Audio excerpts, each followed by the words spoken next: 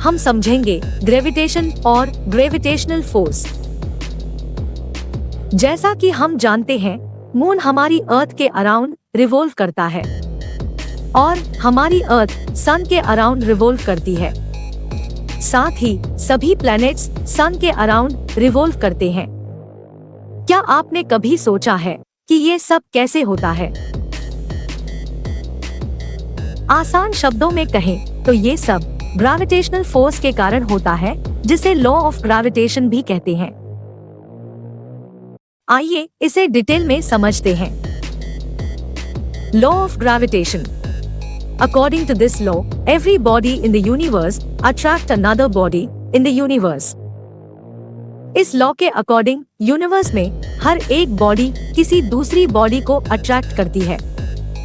साथ ही किसी भी दो बॉडीज के बीच लगने वाला फोर्स उन दोनों बॉडी मास के प्रोडक्ट के प्रोपोर्शनल होता है और उनके बीच के डिस्टेंस के इनवर्सली प्रोपोर्शनल होता है।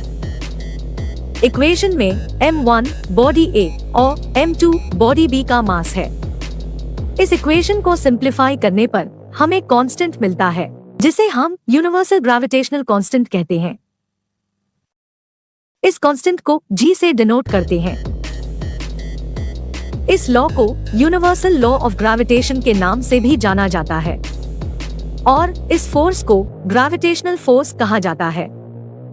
आइए इस लॉ को एक सिंपल एग्जाम्पल से समझते हैं। मान लीजिए कि एक बॉल को ऊपर की ओर फेंका जाता है।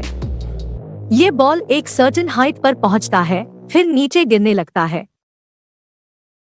ऐसा इसलिए होता है क्योंकि अर्थ और बॉल के बीच ग्रेविटेशनल फोर्स लगता है। एनिमेशन में हम देखते हैं कि बॉल का साइज अर्थ के कंपैरिजन में बहुत स्मॉल होता है, जिससे अर्थ का ग्रेविटेशनल फोर्स बॉल को अपनी तरफ अट्रैक्ट करता है।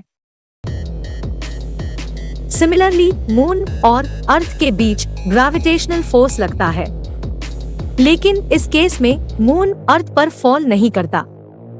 ऐसा इसलिए होता है क्योंकि अर्थ का ग्रेविटेशनल फील्ड मून जैसे लार्ज साइज ऑब्जेक्ट पर इतना इफेक्टिव नहीं होता कि अपनी ओर अट्रैक्ट कर पाए, लेकिन मून अर्थ के अराउंड रिवॉल्व करता है। आइए जानते हैं कैसे। मान लीजिए कि मून एक स्ट्रेट लाइन पे मूव कर रहा है, जो कि इनर्शिया फोर्स के कारण है।